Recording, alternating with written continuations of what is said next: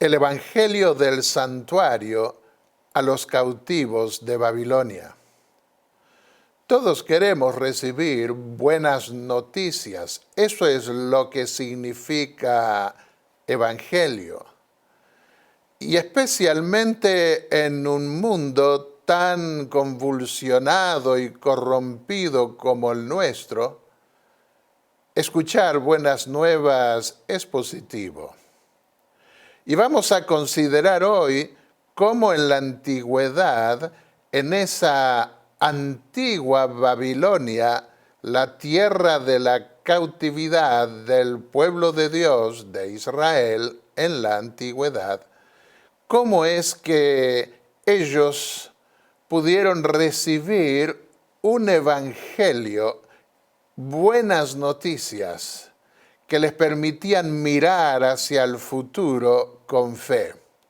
Y esto es importante porque nosotros estamos viviendo en lo que el Apocalipsis llama una segunda Babilonia, una Babilonia espiritual, una Babilonia mística, simbólica, tipológica, como otros la han llamado.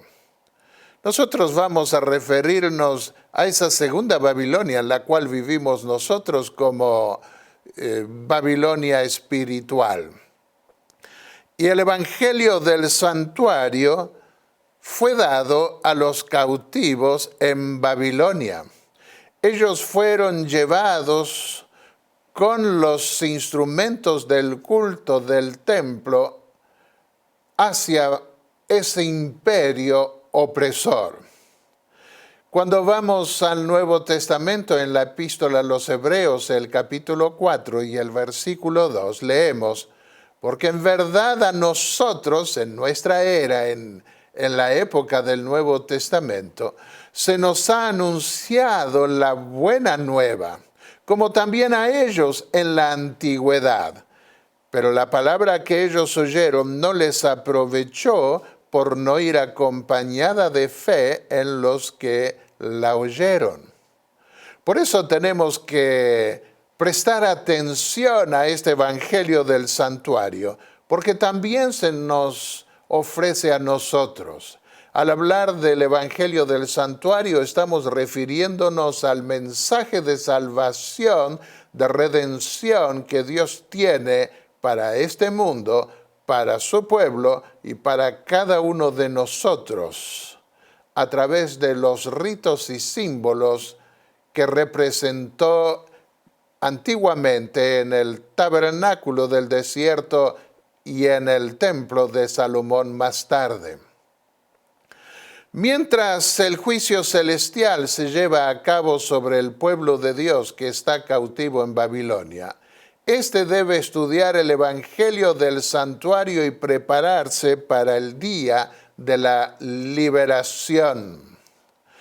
Cuando vamos al Salmo 137, vemos que los cautivos lloraban y soñaban con la tierra prometida en la cual Dios había habitado. Dice el Salmo 137, compuesto en esa época: sentados junto a los ríos de Babilonia, llorábamos al acordarnos de Sión. En los álamos que hay en la ciudad colgábamos nuestras zarpas. Allí los que nos habían llevado cautivos, los que todos nos lo habían arrebatado, nos pedían que cantáramos con alegría, que les cantáramos canciones de Sión. Cantar nosotros canciones del Señor en tierra extraña. Sin embargo, debían soñar con el retorno, con el regreso que Dios les prometió a través de los profetas. Por eso sigue diciendo el Salmo 137. Si llego a olvidarte, Jerusalén, que se me seque la mano derecha, que se me pegue la lengua al paladar si no me acuerdo de ti, si no te pongo, Jerusalén, por encima de mi propia alegría. Vamos al libro de Ezequiel y vemos que Dios a esos cautivos, atribulados, tristes, lejos de su patria, de la libertad, les dio el evangelio del santuario. Y prestemos atención a cómo se los expresó. En Ezequiel el capítulo 43 y el versículo 10 leemos: Tú, hijo de Adán, muestra a la casa de Israel esta casa, y avergüéncense de sus pecados y midan el diseño de ella. Debían mirar los cautivos al templo, y a un templo ahora que Dios les muestra para el futuro. Muchos piensan que ese templo va a ser reconstruido, el tercer templo. El primero fue el de Salomón, el segundo el de Zorobabel, después de volver los cautivos de Babilonia. Y como fue ese segundo templo destruido por los romanos en el año 70 de nuestra era, piensan muchos judíos que tal vez en el futuro podrán reconstruir el templo y que se construirá el templo descrito por Ezequiel. Otros creen que es una descripción del templo celestial.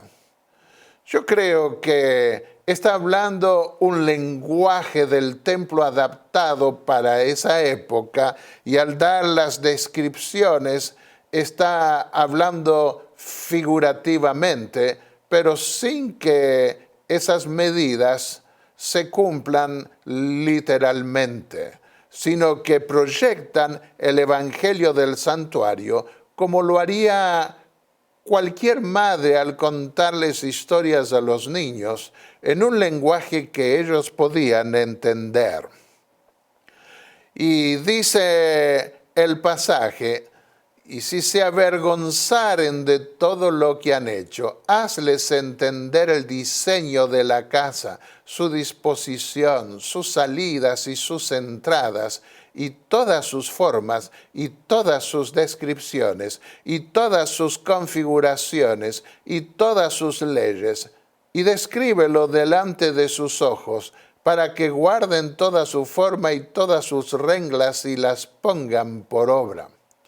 Los cautivos debían prestar atención a las descripciones que Ezequiel les da de ese futuro templo y entenderlo como un lenguaje figurado para poner en práctica en sus vidas lo que no podían hacer literalmente con los rituales antiguos porque estaban cautivos en Babilonia.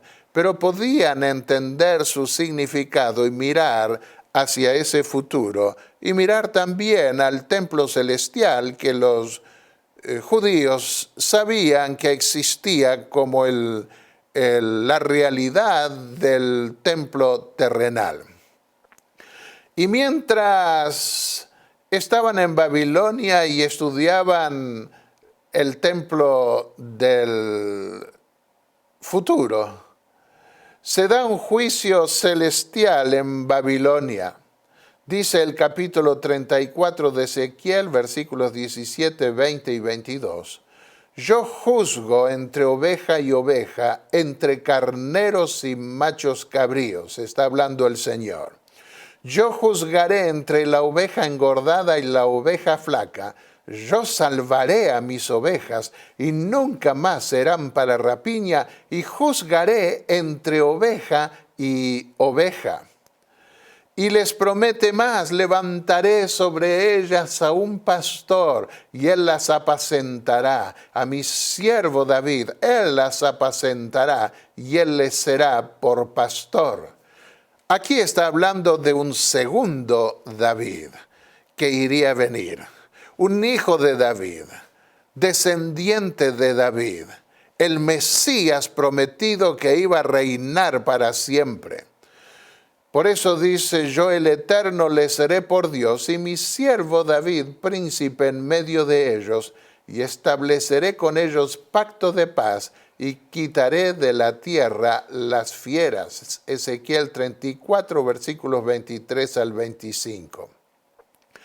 Pero los israelitas, los judíos en Babilonia debían mirar más allá del templo, debían mirar también el nuevo Edén. Al volver a Jerusalén, ellos debían soñar con ir más allá y soñar con el nuevo Edén. Ezequiel 47:12 dice, junto al río, en la ribera, a uno y otro lado, crecerá toda clase de árboles frutales, sus hojas nunca caerán, ni faltará su fruto, a su tiempo madurará, porque sus aguas salen del santuario, y su fruto será para comer, y su hoja para medicina. Y cuando vamos al Apocalipsis, vemos que toma figuras de las profecías de Ezequiel para hablar del santuario del cielo y para hablar del nuevo Edén que está en el cielo. Y en ese juicio que Dios da a los cautivos de Babilonia para determinar quiénes volverán a la tierra prometida y quiénes se perderán en Babilonia, Dios establece los principios que va a tener en cuenta al aplicar el juicio. Vivo yo, dice el Señor eterno en Ezequiel 33:11, que no quiero la muerte del impío, sino que se vuelva el impío de su camino y que viva. Volveos, volveos de vuestros malos caminos, es el clamor acongojado del Señor. ¿Por qué moriréis, oh casa de Israel? Y tú, hijo de Adán o hijo de hombre, di a los hijos de tu pueblo, la justicia del justo no lo librará el día que se rebelare, y la impiedad del impío no le será estorbo el día que se volviere de su impiedad. Y el justo no podrá vivir por su justicia el día que pecareis. Ezequiel 33:12. Cuando yo dijere al justo, de cierto vivirás, y él confiado en su justicia hiciere iniquidad, todas sus justicias no serán recordadas, sino que morirá por su iniquidad que hizo. Esta es una advertencia de Dios que tenemos que tener en cuenta. Porque muchos creen que una vez salvo, yo ya soy salvo, y ese es un error. Sí, estamos en ese proceso de salvación y confiamos en las promesas divinas y por eso seguimos adelante. Pero si confiados en esa salvación no somos fieles a Dios o nos apartamos, ninguna de las justicias o cosas buenas que hicimos en el pasado nos servirán. Y cuando yo dijere al impío, de cierto morirás, si él se convirtiere de su pecado e hiciere según el derecho y la justicia, si el impío restituyere la prenda, devolviere lo que hubiere robado y caminare en los estatutos de la vida, no haciendo iniquidad, vivirá ciertamente y no morirá. No se le recordará ninguno de sus pecados que había cometido, hizo según el derecho y la justicia, vivirá ciertamente. Qué maravilla que Dios pueda tratarnos como si nunca hubiéramos sido malos, como si nunca hubiéramos pecado, si nos convertimos de corazón y aceptamos ese evangelio que Dios le daba a los judíos en la cautividad babilónica. Dice Ezequiel 34:12, yo mismo iré a buscar mis ovejas y las libraré de todos los lugares en que fueron esparcidas el día del nublado y de la oscuridad. Y esto se cumple más definidamente en la época de la segunda Babilonia, esa Babilonia espiritual en la que vivimos hoy. Estamos esperando que el Mesías mismo, Cristo Jesús, venga por su pueblo para llevarlo a esa patria prometida, porque esa promesa está vigente para nosotros hoy.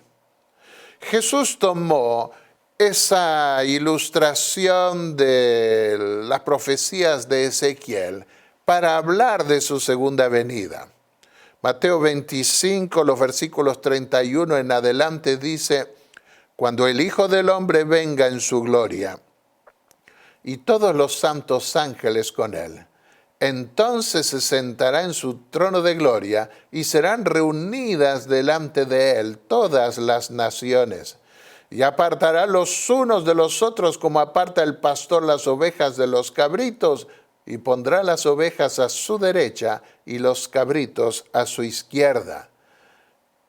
Esa representación, esa figura está tomada del libro de Ezequiel, el capítulo 34 y los versículos que hemos leído hace unos momentos atrás. Entonces el rey dirá a los de su derecha: venid, benditos de mi Padre, heredad del reino preparado para vosotros desde la fundación del mundo. Y entonces dirá también a los de la izquierda: apartaos de mí, malditos, al fuego eterno preparado para el diablo y sus ángeles. E irán estos al castigo eterno y los justos a la vida eterna. Y Dios les promete además otra vez morar en medio de su pueblo.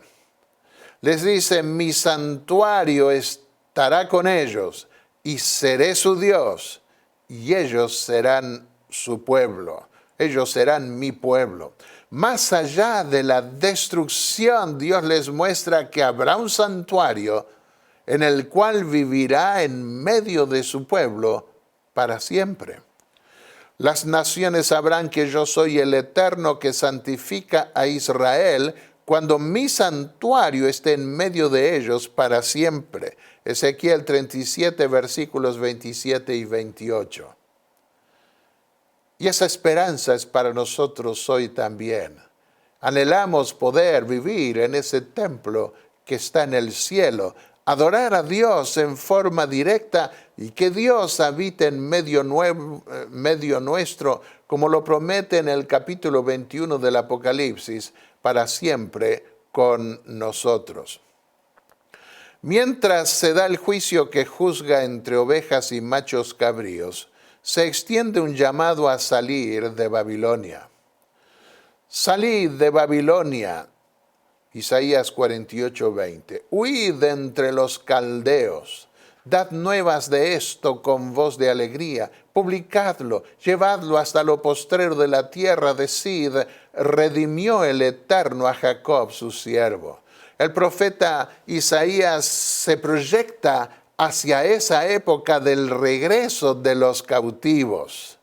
Y el profeta Jeremías en el capítulo 50 y el versículo 51 dice: huid en medio de Babilonia y salid de la tierra de los caldeos, porque yo levanto y hago subir contra Babilonia reunión de grandes pueblos y será tomada. Huid en medio de Babilonia y librad cada uno su vida para que no perezcáis a causa de su maldad, porque el tiempo es de venganza del Eterno, le dará su pago.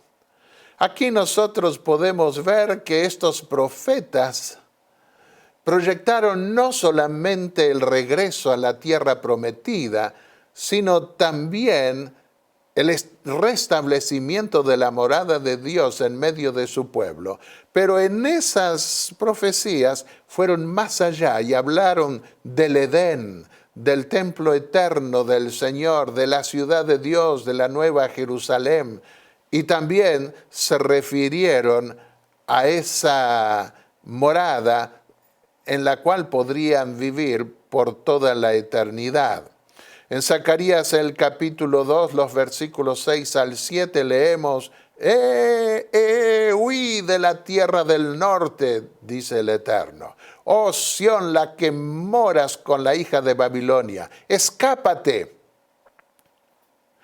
Canta y alégrate, hija de Sión, Zacarías 2:10. porque yo vengo a morar en medio de ti, dice el Señor. Podían volver con alegría. El Señor iba a estar con ellos. Pero se dio un problema con muchos que no prestaron a ese llamado de los profetas. Zacarías vivió en el tiempo cuando se estaba reconstruyendo ya el templo de Jerusalén. Y aunque muchos se alegraban, a muchos judíos les fue bien con el tiempo en Babilonia. Hay registros arqueológicos que muestran que tuvieron casas, propiedades, porque aparecen los nombres judíos. Y hasta registros de un banco que ellos establecieron donde prestaban dinero con interés, al 40% de interés, a sus mismos ciudadanos, hasta que todo eso fue destruido. Así que muchos estaban tan bien en Babilonia que no querían volver a la tierra prometida porque estaban bien establecidos, y volver a reconstruir, a pasar penurias, a no tener la comodidad que ahora tenían en Babilonia, y ellos perecieron con la destrucción finalmente de la ciudad. Y a Zacarías Dios les mostró un candelabro. El candelabro estaba en el lugar santo del templo terrenal. Y dijo, Zacarías 4, versículos 2 al 14, nos habla de esta profecía. Veo un candelabro todo de oro, con un depósito de aceite, 7 lámparas encima y 7 tubos para las lámparas que están encima de él. Y junto a él 2 olivos, uno a la derecha y otro a la izquierda. Y luego dice, no con ejército ni con fuerza, sino con mi espíritu, dice el Eterno. El aceite es símbolo del Espíritu Santo. Y se requiere el poder del Espíritu Santo, que es más fuerte, más poderoso que los ejércitos humanos o la fuerza humana que nosotros podamos juntar. ¿A qué representa el candelabro aquí? El Salmo 119, 105 decía, lámpara es a mis pies tu palabra y lumbrera a mi camino. Se refiere a la palabra de Dios. Y aparece un solo candelabro en esta visión porque había un solo testamento, el Antiguo Testamento. Pero vamos al Apocalipsis y vemos que ya hay 2 testamentos, el Nuevo Testamento. Apocalipsis 11:4 dice, son los 2 olivos y los 2 candelabros que están en pie delante del Señor de la tierra. Los 2 testamentos, los 2 testigos del Apocalipsis. Y en Zacarías 3 muestra el juicio de Dios en su templo. Dice allí, me mostró el sumo sacerdote Josué, el cual estaba delante del ángel del Eterno, y Satanás estaba a su mano derecha para acusarlo. Y dijo el Eterno a Satanás, el Eterno te reprenda, oh Satanás. El Eterno que ha escogido a Jerusalén te reprenda. ¿No es este un tizón arrebatado del incendio? Zacarías 3, versículos 1 y 2. El ángel del Señor ahora reprende a Satanás y dice, el Eterno dijo, el Eterno te reprenda. Aquí vemos un principio en el cual el Eterno es Dios, por supuesto, pero también el ángel del Eterno. Y Josué estaba ante el ángel vestido de ropa sucia. El ángel mandó a los que estaban ante él, quitadle esa ropa sucia. Después dijo, pongan mitra limpia sobre su cabeza. Y pusieron una mitra limpia sobre su cabeza y lo vistieron de ropa limpia, mientras el ángel del Eterno estaba presente. Entonces el ángel del Eterno dijo a Josué, mira que he quitado tu pecado de ti y te vestí de ropa de gala. Es interesante que en esta profecía termina diciendo a ese sumo sacerdote Josué: si eres fiel, entre estos que están aquí, los ángeles de Dios, te daré lugar. Estaba defendiendo mi tesis doctoral en la Universidad de Estrasburgo, en la Facultad Protestante. Y uno de los profesores muy famosos de Antiguo Testamento, Edmond Jacob, me refirió a este pasaje donde dice: entre estos que están aquí, si eres fiel, te daré lugar. ¿A qué se refiere el ángel del Señor a Josué? Al templo celestial, me dijo él, porque son ángeles los que están allí hablando, o actuando.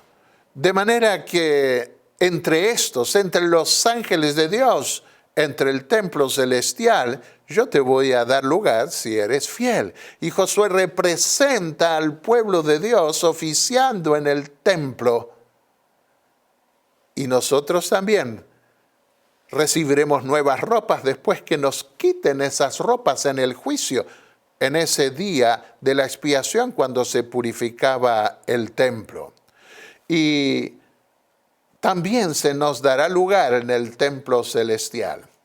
Y ese doctor en teología me dijo: como puede ver, yo estoy contribuyendo a la teología de su iglesia. Conocía el mensaje del santuario. Cuando vamos al cambio de ropas que estaba representado en Levítico 16 para la purificación final del santuario, vemos que en ese ritual, al concluirlo, el sumo sacerdote debía cambiar sus ropas, versículos 23 y 24 de Levítico 16. Después vendrá Aarón al tabernáculo de reunión y se quitará las vestiduras de lino que había vestido para entrar en el santuario y las pondrá allí. Lavará luego su cuerpo con agua en el lugar del santuario y después de ponerse sus vestidos saldrá. Y miren esta joya de los escritos de Elena de White. Así como el sumo sacerdote, después de realizar su servicio en el lugar santísimo, salía con sus ropas pontificales ante la congregación que lo esperaba, después de haber cambiado sus ropas. Ahora, dice: así también Cristo vendrá la segunda vez revestido con las vestimentas gloriosas del blanco más puro. Vendrá con su propia gloria y la gloria de su Padre como Rey de Reyes y Señor de Señores, y toda la hueste angélica lo escoltará en su trayecto. Con ese cambio de ropas, el sumo sacerdote en el antiguo Israel cerraba un ciclo. Cambiaba las ropas inferiores, que eran de lino simple en ese día, y se ponía las ropas inferiores regulares del año, y encima, para comenzar una nueva etapa, las ropas de sumo sacerdote. Pero en el ciclo del santuario celestial, Jesús no se pondrá esas ropas de sumo sacerdote porque dejará de ser sacerdote y será Rey de Reyes y Señor de señores, y reinará para siempre. En el capítulo 5 de Isaías nosotros vemos la eliminación del mal en una figura equivalente a la que se daba en la purificación final del templo, cuando se expulsaba el macho cabrío que cargaba con los pecados del pueblo y se lo llevaba al desierto, representando al ángel rebelde que había tentado al pueblo y lo había llevado a cometer pecados. El ángel que hablaba conmigo me dijo: alza tus ojos y mira esto que sale. Pregunté: ¿qué es? Respondió él: es un canasto de medir que sale. Esta es la iniquidad de ellos en todo el país. En ese canasto iba la iniquidad del pueblo. Y dice, levantaron la tapa de plomo del canasto y dentro había una mujer sentada. Y él dijo, esta es la maldad. La echó dentro del canasto y la cerró con la tapa de plomo. Alcé luego mis ojos y vi a dos mujeres que salían y traían viento en sus alas. Tenían alas como de cigüeña y alzaron el canasto entre la tierra y el cielo. Pregunté al ángel que hablaba conmigo, ¿a dónde llevan el canasto? Me respondió, van a edificarle una casa en Babilonia y cuando esté lista la pondrán allí en un pedestal. En Shinar, la llanura donde estaba Babilonia. Vemos aquí el principio de que el mal vuelve a su causa primera como en el día de la expiación. Así que cuando ellos fuesen librados de sus pecados, ese pecado iba a volver a Babilonia que les había causado tanto mal y en donde el rey de Babilonia en Isaías 14 representa a Satanás. Y así también en el desierto nosotros podemos ver a donde iba expulsado el macho cabrío con todos los pecados que se habían quitado del templo al purificarlo, iba al desierto el hábitat de los demonios, del príncipe de los demonios. Y el profeta Jeremías, en esos capítulos últimos de su libro, va más allá de la destrucción del templo para hablar de la venganza de su templo, la vindicación del Señor, y que va a manifestarse al destruir a Babilonia. En aquellos días, dice el profeta, la maldad de Israel será buscada y no aparecerá, y los pecados de Judá y no se hallarán, porque perdonaré a los que yo haya dejado. Aquí nosotros vemos que se buscará la maldad y no se hallará. En Apocalipsis 14 dice, no fue hallada mentira en sus bocas. La mentira apocalíptica la describe Juan, es pretender amar a Dios y no guardar sus mandamientos. Así que será limpiado su pueblo y la casa del Señor. Vamos al profeta Miqueas, que también se proyecta hacia esa época final. Y dice, la ira del Señor soportaré porque pequé contra él. ¿Hasta cuándo soportará el pueblo cautivo en Babilonia? Aunque Miqueas escribió antes. Hasta que juzgue mi causa y me haga justicia. El juicio de Dios tiene el propósito de justificar a su pueblo, que a pesar de haber sido impío al arrepentirse, Dios lo considera como justo. Tú, enemiga mía, dice el profeta, no te alegres de mí. ¿Cómo se alegra el diablo cuando logra hacernos caer? ¿Por qué? Dice, no te alegres, porque aunque caí, me levantaré. Y eso es posible con cada uno de nosotros.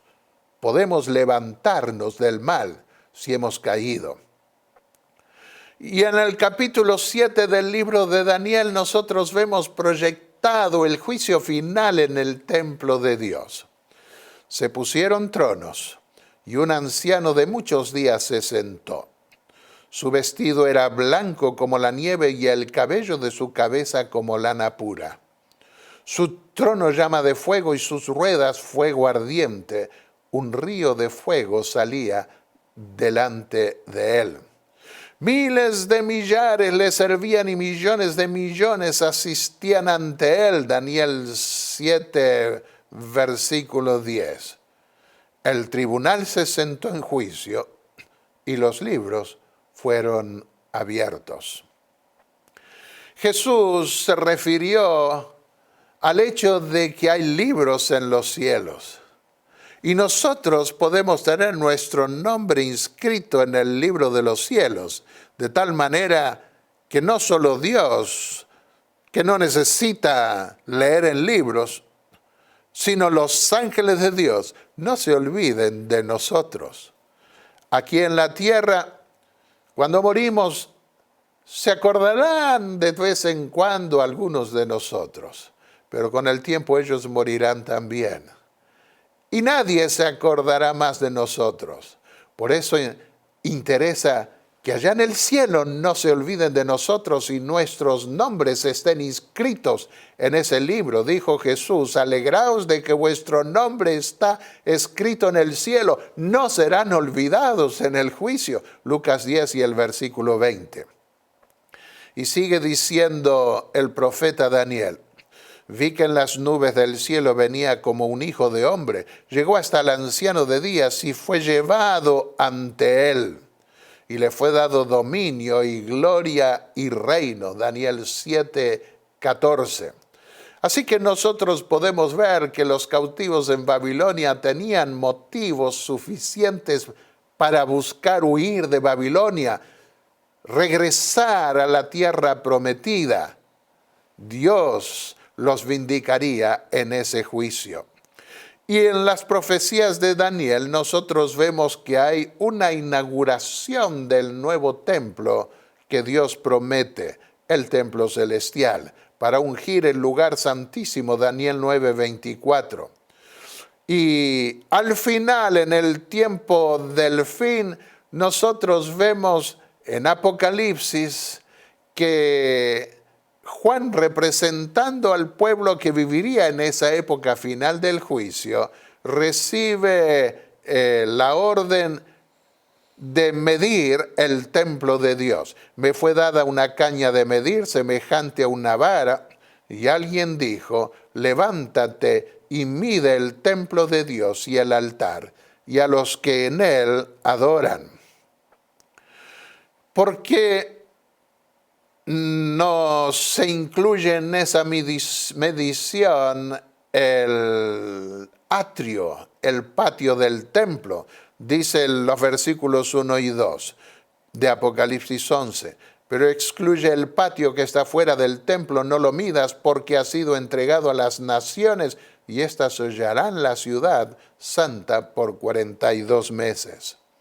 Al estudiar en la historia de la iglesia cristiana vemos que la verdad de un templo celestial fue sepultado por un sacerdocio impostor que acá en la tierra hizo que la gente mirara hacia la tierra en lugar de mirar hacia ese templo celestial. La profecía de Daniel, el capítulo 8 y el versículo 12 decía, el santuario fue echado por tierra. Y durante el reinado del anticristo medieval, la gente no adoró por fe en el santuario celestial. Los lugares terrenales estaban representados en el patio y los lugares celestiales estaban representados en los lugares santo y santísimo. Al final, en esa época predicha por Daniel, después que las verdades del santuario habían sido echadas por tierra, y cuando debe medirse los lugares interiores del templo, dice, el santuario será purificado. El templo de Dios, Apocalipsis 11:19, fue abierto en el cielo, en el lugar santísimo, y el arca de su pacto se veía en el templo. Y hubo relámpagos, voces, truenos, y un terremoto, y grande granizo. Vemos nosotros aquí que al final, en el tiempo del fin, la gente iba a poner su mirada en los lugares interiores del templo celestial. Iba a medir ese templo.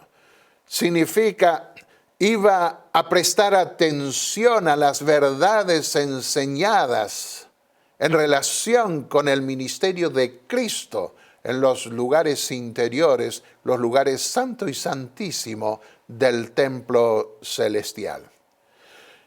Y el pueblo de Dios que vive hoy en medio de esa Babilonia espiritual, esa segunda Babilonia, debe hacer como los antiguos, mirar al templo que está en el cielo y entender ese ministerio a la luz de lo que Dios enseñó en el antiguo templo terrenal. Y soñar y anhelar poder volver a esa patria prometida que para nosotros está en el cielo, donde está el nuevo Edén. Queridos amigos, aquí estamos nosotros esperando, anhelando que llegue ese momento. ¿Están ustedes contentos con este mundo? Casi ni dan ganas de leer las noticias políticas, económicas, ambientales, de salud, con todo tipo de pestes, enfermedades. Y todo eso sirve para que nuestro corazón no se centre en las cosas de este mundo, sino para que miremos más allá.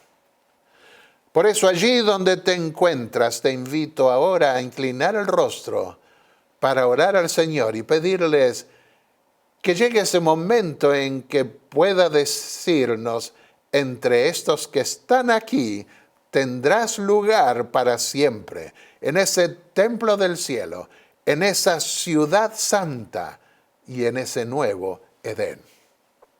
Padre y Dios santo que estás en los cielos, te pedimos que perdones nuestros pecados.